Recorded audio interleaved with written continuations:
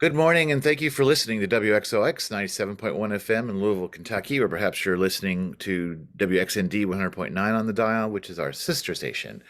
Happy to have a sister station. This is Artist Talk with LVA. I'm the host, Keith Waits. The show is produced by Louisville Visual Art, and we like to talk with artists about what they're up to. And I've got a guest that making her first appearance here on my show this morning. Hannah DeWitt is a young artist working on her MFA at the Height Art Institute in Louisville, Kentucky, and she has a BFA from Spalding University. She is a multimedia artist with an emphasis on conceptual, performative works, both live and digital.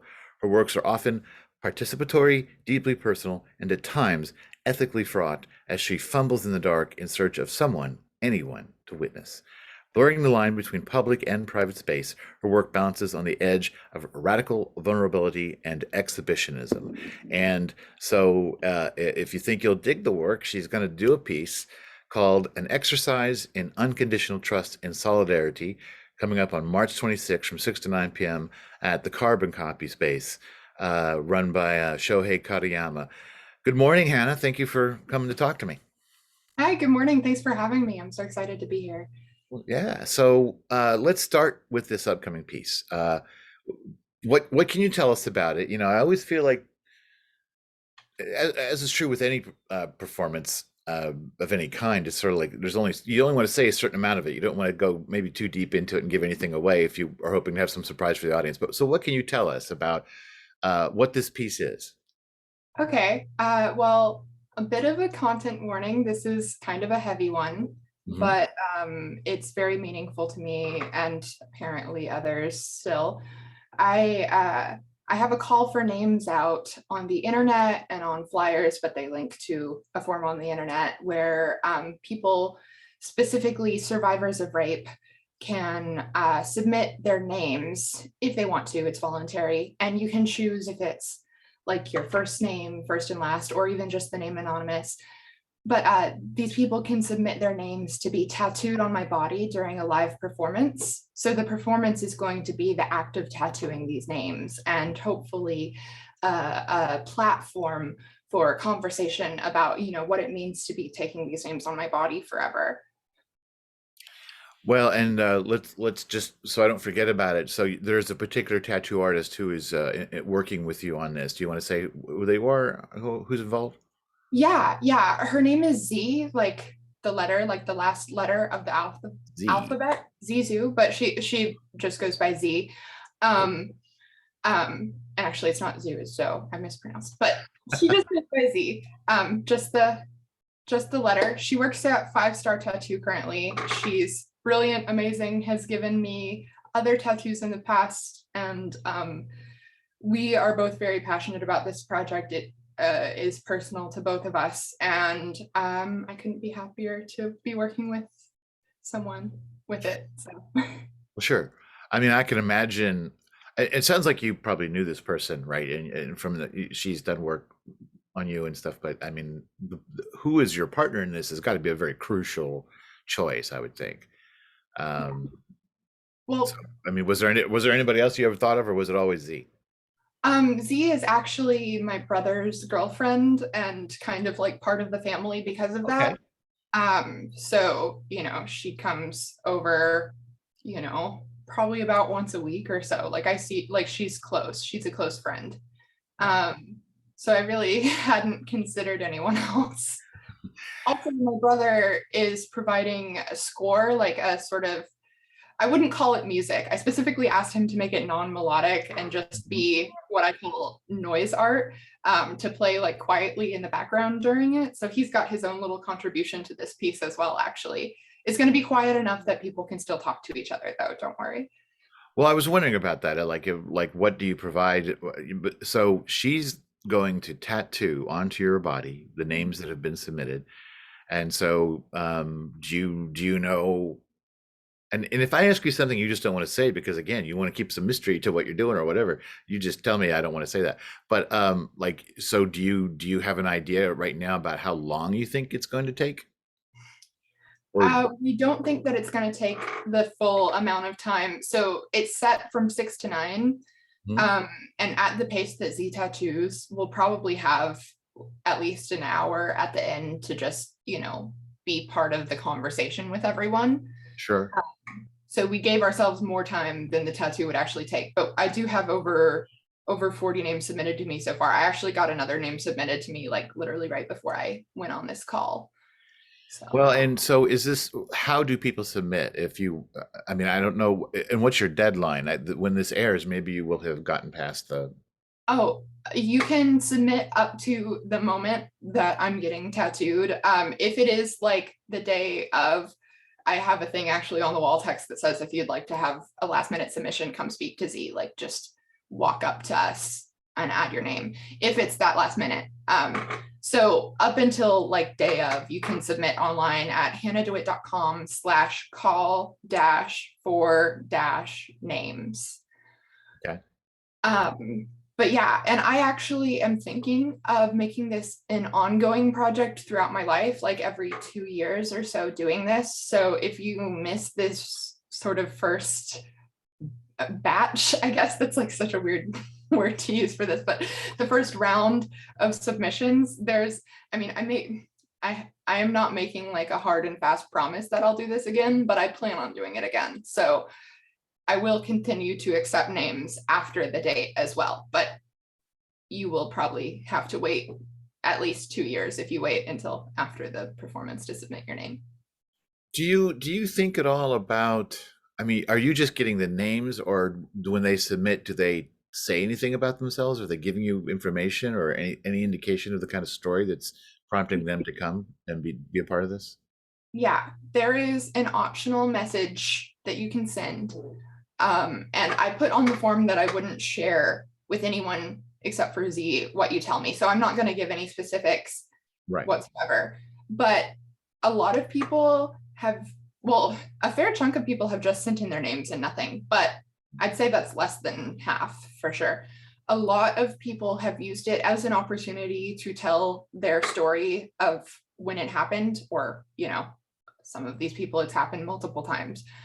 So a lot of people have used that as a time to tell their story. A lot of people have also used it as a space to talk about how they feel about being a part of the project, how they felt when they saw that it was happening, why they decided to do it, what it means to them, um, you know, thanking me for collecting us all, I guess. Hmm. So yeah, the messages that people send in have really been keeping me going through this, and the relationship I have with these people, that there's no like contact information. Like I'm not, unless it just happens to be someone that I already know, which is really rare.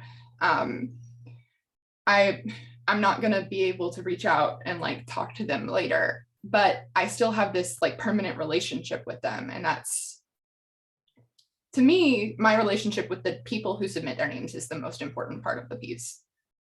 Well, it's interesting. So you won't necessarily even know if the people come on the 26th from 6 to 9, because we have to assume some of them are going to come, but unless they choose to come to you and say, I'm the person who, this is my name, you might not even really meet them. Yeah.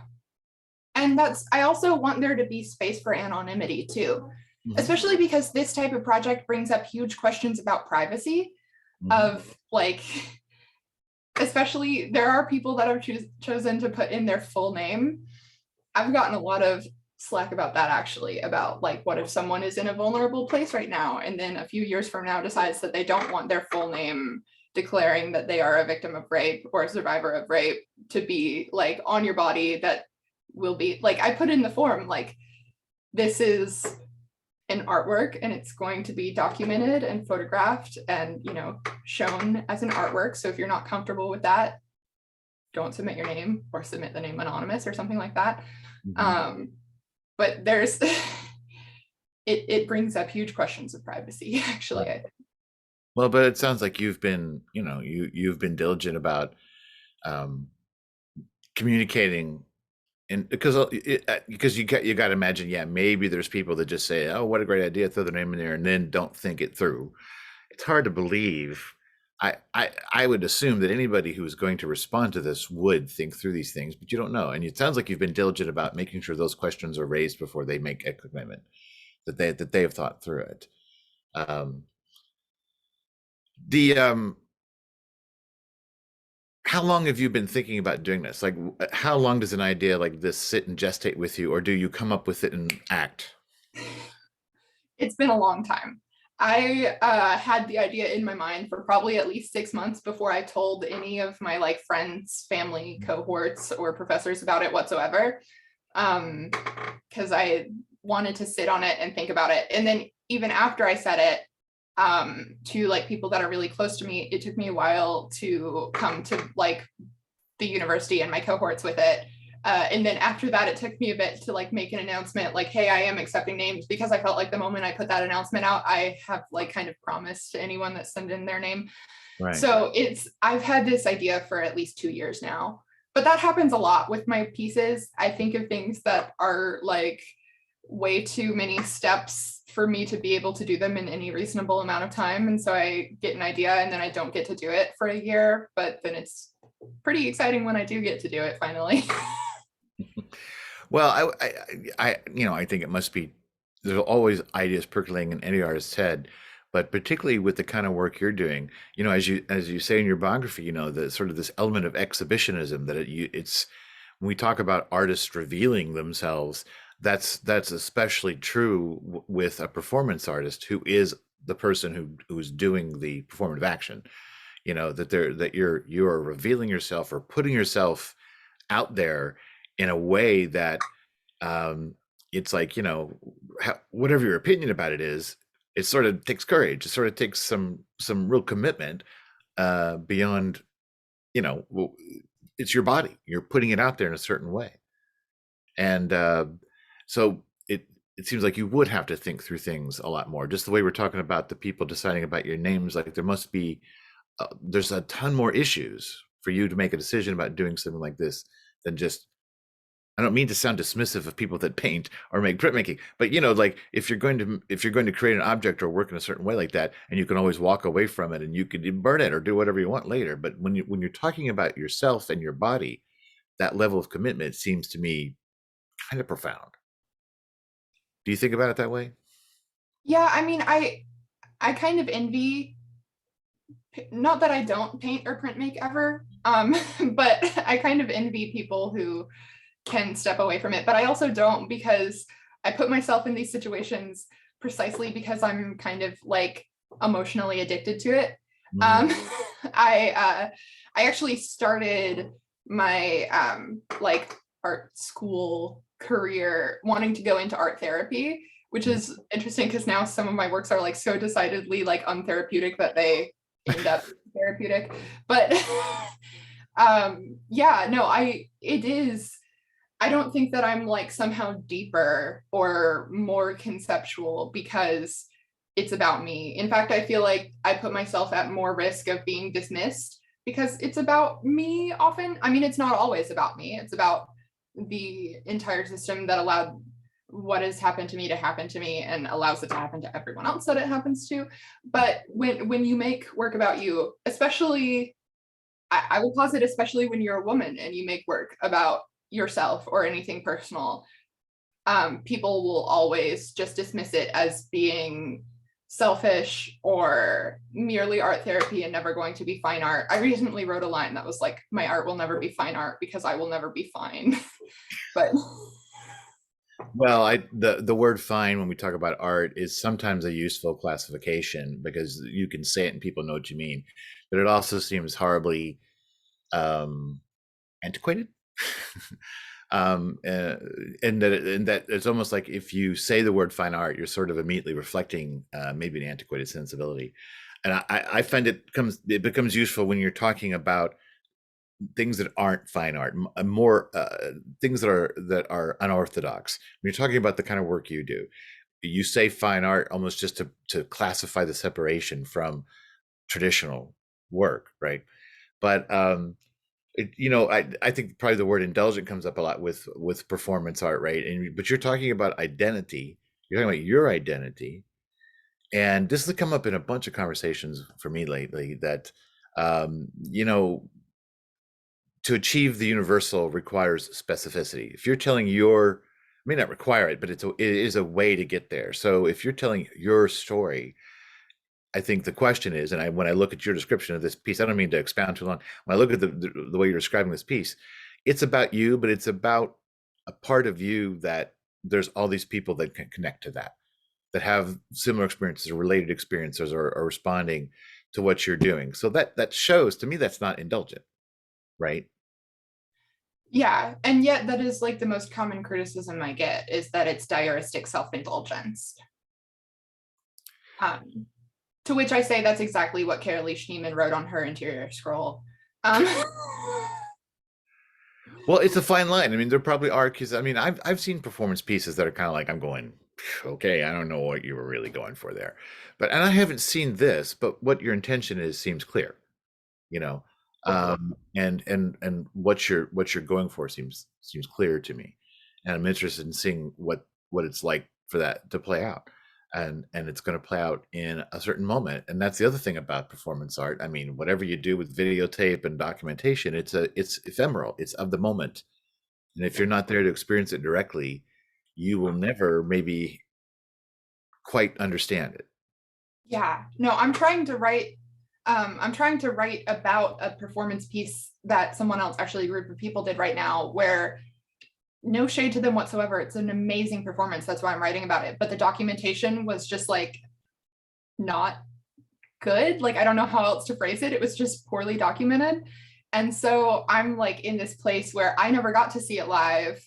So I'm only getting fragments of it through what's given. So that's making me really aware of how much I need to put into my documentation, because things like this are ephemeral. Although I also fear if I make it like so well documented that you can just watch the movie later, then no one will want to come to the actual live thing, when the actual live thing is what it is. Right. The live moment is the artwork. Everything else is just kind of a picture of the artwork. But Well, the and picture is good. I would imagine there are ways that you can you don't, if you document it, it doesn't mean you need to share all that documentation. It could be things you put away for later, for that retrospective, right? Oh You yeah, know, that I'm already thinking about my retrospective. well, but that's really, I think that's the key for documentation is don't try to answer the question of exactly what you will use it for. Just understand that you will probably something will come up down the line for you in your career where you kind of wish you could somehow represent it, so you just put it there, you put it in your files. Have you had people with this project or any other projects? You're talking about the kind of comments you get, like, but how often do you have people go like, "You're gonna what? Are you crazy?" you know, do you get a lot of that reaction? My cohorts and professors and loved ones. Not all of them, a lot of them, but like, okay, that's the main sort of reaction that I get. And I also did get one like really hateful fake submission too, but that wasn't the same as this. But a lot of people immediately express concern, or I've had someone who I'm not going to name be like, I just want to let you know that I'm not going to be attending your performance because I don't want anyone to think that I professionally or personally endorse it. And I'm like, okay, ouch, but all right, I respect that wholeheartedly. You set your own boundaries. I don't know why you needed to, declare it so harshly to me. But Sounds like, I don't know, like, I'm not worried about being there if somebody thinks like it's a funny reaction because if I'm going to be there, I'm not worried about what somebody thinks of me. Of course, for me, I think it's my job, right? And it's like I'm interested in it, but it's also part of my job to see what artists are doing. And I would think that's true for your professors, and it should be true for your colleagues too. my colleagues are like supportive. They're more so just worried about me because they know me, and they're like, you're so young, because I'm 23, and they're like, what about when you're 53 and you have all of these names on your back? And and they're also like worried that a lot of people have expressed fear that this is just like a form of self-harm for me, to which, like, I understand that fear, and I get that it comes from caring about me. So like that this is more so just like the reactions I've gotten on an interpersonal level. So like in a way that makes me feel cared for, but also I don't know how to explain that to me it is actually more like a suit of armor than a scar. Well, I mean, I think there's obviously the metaphor because they're going on your back for this, Yes. or that's okay. And because that it's like you're carrying, you talk about a suit of armor, you're carrying this weight on your back. You're choosing to do that, for others. And um, I wouldn't say it's for others. It's just as much for myself as it is for anyone else who sent in the names. I don't think that's another piece of feedback I've gotten, is that I think that I'm so generous for doing this or something, when really I'm getting probably more out of it than anyone else. so it's not a messiah complex. Is that what they Hopefully think? not, but people are interpreting it as that. Well, but is that a good sign? Is that, in other words, the piece, we're not waiting until March 26th at 6 p.m. It almost seems like the piece has started, because you're already having a reaction and generating conversation and maybe a little controversy. So has the piece already started? Would that be a fair thing to say? And I've also had like people come up to me and be like, hey, I'm a rape survivor and I don't like this idea, because I feel like you're trying to like carry our burdens. And like, I've been told that I'm centering myself in other people's trauma, to which I say, I have no real argument against that. Maybe I am, but I actually had someone that was a rape survivor tell me, like, I get what you're trying to do, but I don't want to participate in that. Which also, there's a huge community of people that are survivors that will not want to have their name tattooed on someone, and that's Sure. fine. That's totally fine. But they were like, but what if instead everyone that participated got a tattoo, and it wasn't names, but something that we could look at to remind ourselves that we're strong and we get through this together. And like, people have come up to me and told me like, what about this other different idea that would be better? Well, they should go do that. Right. They have the idea. Why are they making it your responsibility to take their idea? I mean, I appreciate especially the fact that this person was like, bold enough to like say, not behind the guise of the internet, but like face to face, or like masked face to masked face in person, that they have survived this. Like, to me, that makes any criticism or just feedback in general you're about to give me about this piece way more like valid and meaningful. So, Right. I don't have, no shade to that person, but yeah, I've been having conversations, good and bad. That's why I put ethically fraught in my bio. I've been having these conversations ever since I initially put the call out on the internet for it. Yeah. Do you feel like all your work is ethically fraught? Is that an inherent characteristic of performance art? Because again, because you are, but because of the nature of putting yourself out there and using your body and whatever, does that create an ethical question all the time, or is it just for certain pieces? Just for certain pieces. There are some pieces that, I mean, if someone were to really like put their like magnifying woke glasses on to like find something to criticize about, they could always find something. Mhm. But I think this piece is my most ethically fraught piece that I have conceived of thus far. But there's always questions of like, I have a habit of putting myself in confinements in my performances. Like, early on in undergrad, I had someone like forcefully wrap me in cellophane, or I had like a whole like year where I was trying to fit myself inside a gumball machine. And I'm currently working on like the box itself is in production, but I'm going to sit in a box of two-way mirrors unclothed and it'll be like confined. And so people have told me, like, are you really like, here's where it's fraught, here's where it's ethically fraught, is, are you really saying anything about what these experiences of confinement or dehumanization or anything actually are, where they come from, how we can do something, or are you just reenacting them and perpetuating them? So I don't think all of my work is ethically fraught. I think this work is, though. Well, it comes down to that thing that art often gets accused of. If you show a certain kind of crime and then somebody goes out and does it, and it's your responsibility because they're imitating you, like in a movie or TV or play or book or whatever. And I mean, it's kind of like you can really just completely straitjacket any kind of creativity if the responsibility is you hope that you don't have. I think you can be responsible.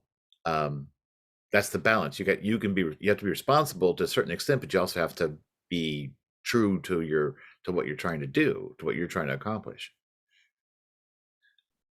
So I know that's not a question. um, so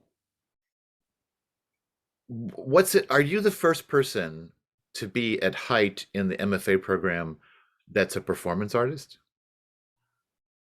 I believe maybe you will are. I think that there have been people who have dabbled in performance art, maybe for, like, for example, my faculty mentor, Tiffany Calvert, always gives us this opposite project every year where you have to make something that's in the opposite, like, medium or way that you would normally make things or something, but it still like has to do. So I feel like there have probably been a few like dabbles into performance art, but I think I'm the first person that like calls themselves a performance artist. Mm.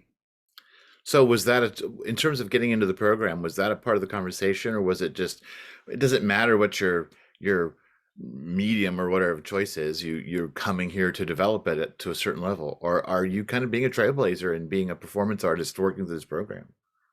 I mean, I don't, Trailblazer is something nice for other people to call me, but I don't know if I'm ready to call myself that just yet. I'm not that self-indulgent, but I don't know, my portfolio when I came in had a mixture of, art objects that I've made and performances. So I did demonstrate that I can make objects with skill. Um, uh, so I think that they might have been excited to have something new, but I think maybe, I mean, who's to say if I had submitted a different portfolio, would I have gotten it or not? I don't know if I would have gotten in if I had submitted a portfolio of only performance art, but I submitted a portfolio of about half performance art and half sculptures and conceptual like drawings and stuff, in which I'm also taking names from people in some of them. And yeah. There's a relationship in the different kinds of work. But I mean, so when you think about and I'm not at, I don't know what you think your thesis project will be, but like it's going to be a performance probably, right? It's not going to be like a typical exhibit, or it could be a little bit of both. It's going to be a body of work, Yeah. consisting of some performances, yes, but also thinking of how do you like show a performance after the fact in like, a thesis show. Maybe I'll have this, I have a feeling that this piece is going to be in the body of work that I submit, just because it's like the most bold thing I've done so far. Not that I've done it yet, but that I'm doing so far.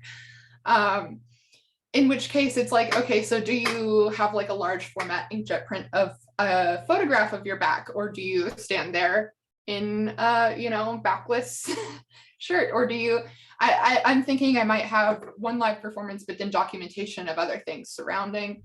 I don't know. It's going to be a combination of all kinds of things.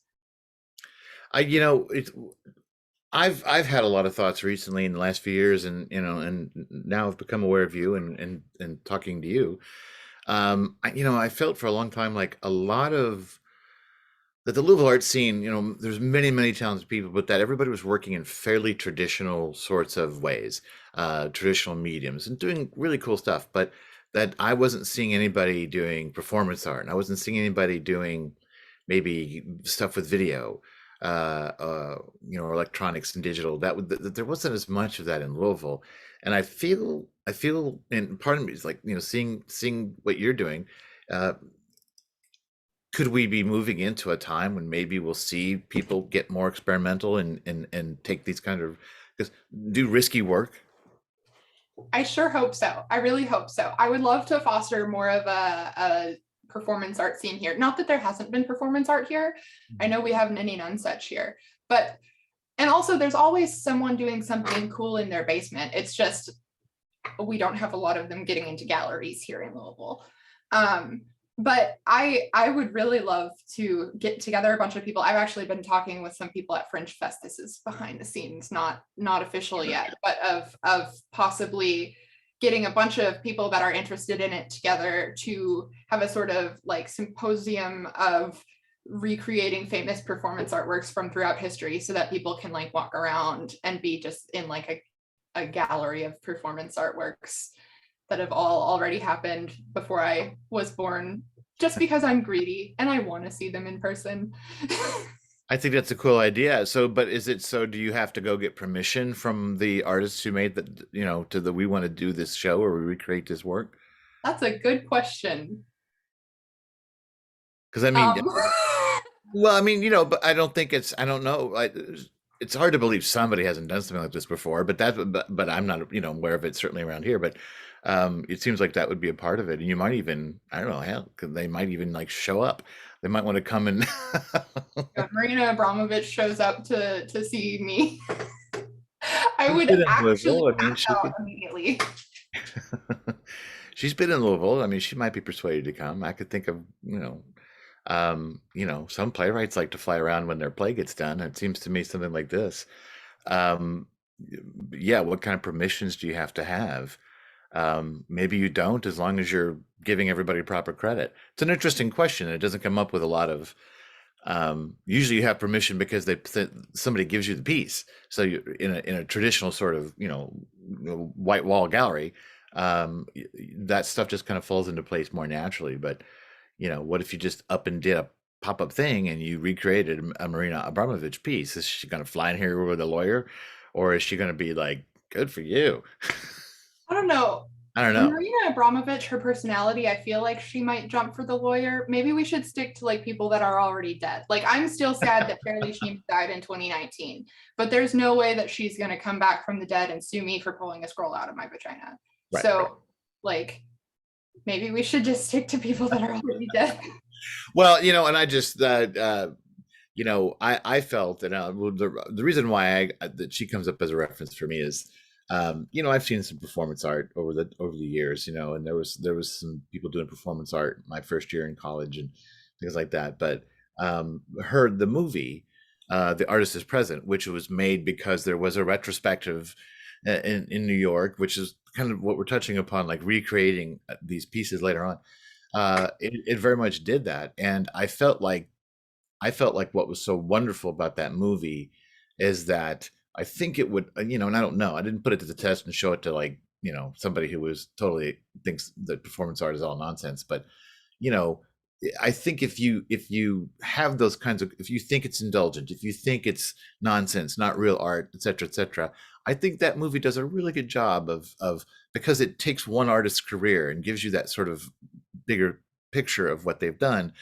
It put a lot of it in context that any individual piece you might have seen from her, you might go, whatever. But when you start to see the body of work, you have a different understanding, and that there was insight and even enlightenment about what that work can mean when you saw it in that larger context. So to me, it's the movie I want to show anybody that poo-poos performance art out of hand. So that's why for me I think it's a big reference point. But you're right. I mean, we talk about a lot of the performance art really becomes a thing in the 60s, and it was videotaped, and those videotapes are terrible because it was very early. I mean, they're like they're really poor quality because that was very early kind of common video camera technology that was available, and it degrades pretty seriously over time.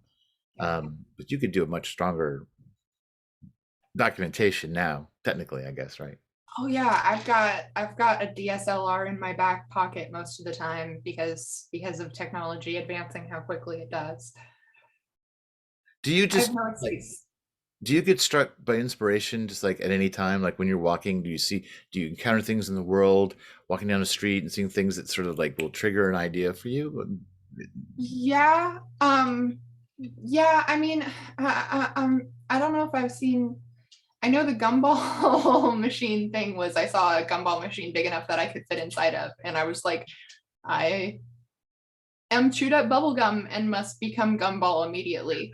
And then didn't become gumball for 2 years because apparently, securing a gumball machine like that and making it possible is not actually a super fast and quick project. But yeah, no, I mean, oftentimes I get ideas laying on my studio floor and staring at the ceiling and crying. And I get my best ideas on the floor of my studio or on the floor of my kitchen or on the floor of a public bathroom. No, I'm kidding. I don't. But you know what? I'm not above it. I'd get an idea on the floor of a public bathroom if I needed to. But mostly they come from within. They don't come from seeing, like, I don't just walk down the street and see someone dead. I was just curious because when you said you carry like well, of course we all have a video camera because we have a phone, but I just wondered if you ever, and I know other artists who do that with in terms of found objects and stuff like that. And the idea that their practice is really always happening because they're always sort of in touch with their environment and aware of when they come across things. And Julius Freeman once told a story about he took a picture. He was in a parking lot and he didn't have his camera, which was hard to believe, right? Because photographers always have their camera. But he was in this parking lot and it had rained and he looked at this puddle and he was just really struck, like there was some oil in it and there was this texture and he was like, oh my God. So he drove home, got his camera, came back, and a car had parked in the parking lot where that puddle was, parked in that spot. And so he sat there in his car for like 3 hours waiting for them to come and move, and I just think, but that's the kind of thing that I'm talking about, is like that. I think artists are often much more in tune with their environment, much more sensitive. Their antennae are out in a way that I think a lot of us just sort of walk down the street and we just go through life and we have blinders on. We're not looking at everything the same way. And I think artists look at things differently. Yeah. I also get a lot of art ideas from like looking at other art. Like I think that the idea that anyone can be original, I think we all know that that's dead.